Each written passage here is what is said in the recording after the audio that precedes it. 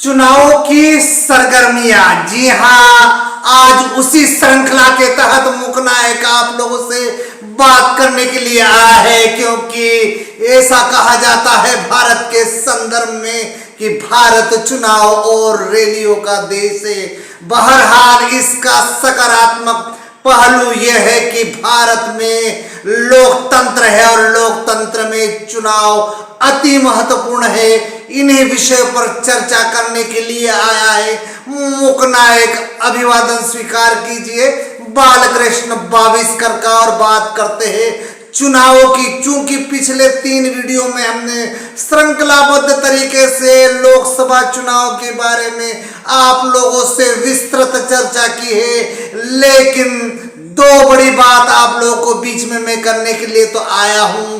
पहली बात तो आप जानते हैं लोकसभा चुनाव। जी हां, लोकसभा चुनाव अप्रैल माह में संपूर्ण भारतवर्ष में है, और दूसरा उससे भी बड़ा चुनाव संवैधानिक दृष्टि से देखें तो वो है राज्यसभा चुनाव। चूंकि हम लोकसभा चुनाव के संदर्भ में विस्तृत बात कर चुके हैं, आज बात करेंगे राज्यसभा चुनाव के संदर्भ में, और दोनों पार्टियों की गतिविधियों को लेकर, और क्या क्या नियम है संविधान में, किस प्रकार के चुनाव को लेकर राज्यसभा और लोकसभा के बारे में उल्लेखित है, उन संवैधानिक बिंदुओं पर भी चर्चा करते हैं। तो पहली बात करते हैं सबसे बड़ी बात। जी हां, फरवरी माह यानी कि इसी माह के 28 तारीख को सबसे बड़ा चुनाव अप्रत्यक्ष रूप से होने वाला है, और वो है राज्यसभा चुनाव।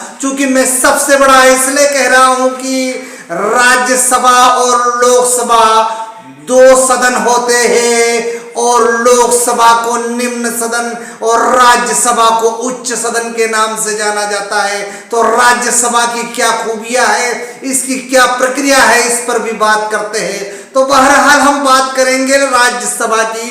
तो राज्यसभा में संपूर्ण भारतवर्ष में लगभग 250 सीटें हैं, यानी कि 250 राज्यसभा सांसद है, और प्रत्येक राज्यों में जनसंख्या के दृष्टिकोण से, यानी कि जिस राज्य की जनसंख्या सर्वाधिक होती है वहां पर राज्यसभा के सदस्यों के सीटें निर्धारित तो है ही, लेकिन जनसंख्या जिस देश के जिस राज्य की अधिक होगी वहां पर ज्यादा सीटें आवंटित की जाती है, और उसका सबसे बड़ा उदाहरण है उत्तर प्रदेश। जी हां, उत्तर प्रदेश जनसंख्या के दृष्टिकोण से सबसे बड़ा राज्य है, इसलिए सर्वाधिक राज्य की वहां पर सीटें हैं। हम बात करेंगे मध्य प्रदेश की। जी हां, उत्तर प्रदेश के संदर्भ में तो एक उदाहरण प्रस्तुत किया है मैंने।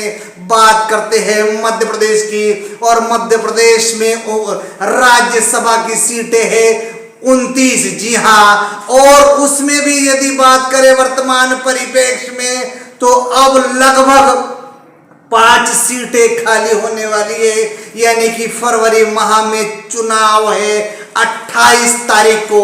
और जहां तक पार्टियों का सवाल है, भारतीय जनता पार्टी और कांग्रेस पार्टी के पास अपने अपने सांसद है, और बात करते हैं राज्यसभा के एक और महत्वपूर्ण पहलू की, कि राज्यसभा को कभी भंग नहीं किया जा सकता। राज्यसभा सदन का स्थायी सदस्य होता है, हालांकि हर 4 वर्षों में वहां से वो सीट खाली हो जाती है, और उस सीट को भरने के लिए प्रक्रिया जारी है, और उसी के मद्देनजर हम बात करेंगे। जहां तक बड़वानी जिले की बात है, बड़वानी जिले में 2 सांसद है, एक लोकसभा सांसद, दूसरा राज्यसभा सांसद, और राज्यसभा सांसद है डॉक्टर सुमेर सिंह सोलंकी। जी हां, शिक्षाविद, बड़वानी महाविद्यालय के इतिहास के प्राध्यापक डॉक्टर सुमेर सिंह सोलंकी।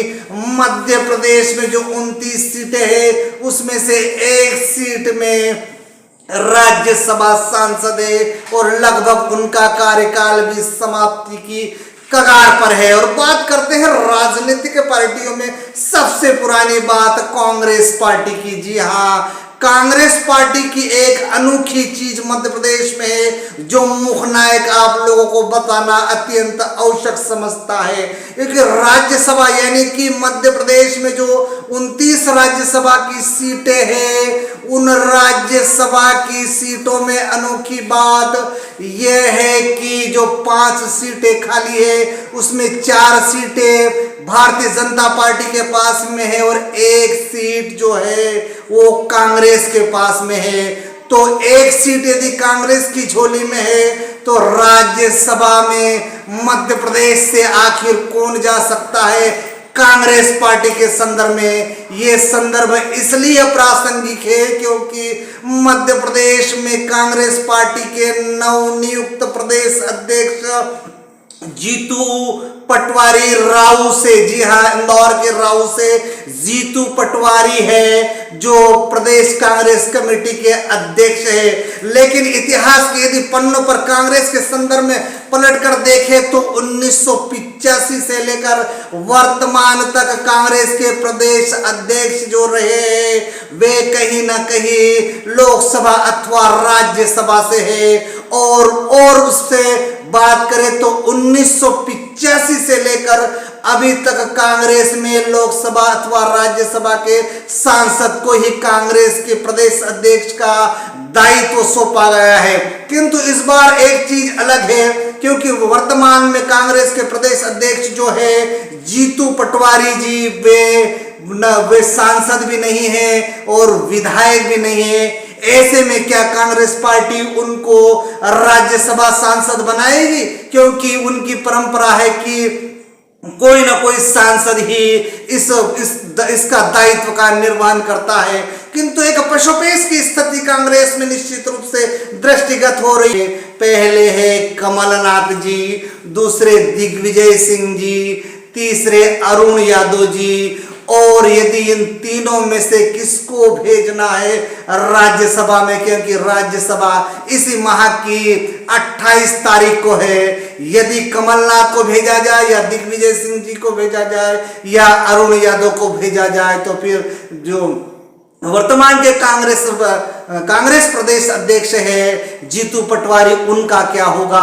और यदि जीतू पटवारी जी को परंपरागत कांग्रेस के नीतियों के आधार पर यदि राज्यसभा में भेजा जाएगा तो फिर इन 3 नेताओं में से किसको जंगे मैदान में उतारा जाएगा। हालांकि अप्रैल माह में लोकसभा का चुनाव है तो क्या जीतू पटवारी को लोकसभा में या फिर 28 तारीख में राज्यसभा में भेजने की स्थिति बनती है। बहरहाल ये स्थिति पशुपेश में है, लेकिन बात आज केवल ये करेंगे कि राज्यसभा और लोकसभा में क्या अंतर है। चूंकि स्पष्ट हो चुका है इसलिए आज का जो वीडियो बना है केवल राज्यसभा के इर्द गिर्द है। ये वीडियो आपको कैसा लगा और यदि अच्छा लगा है तो इसको सब्सक्राइब कीजिए, लाइक कीजिए और बेल आइकन दबाना ना भूले। नमस्कार।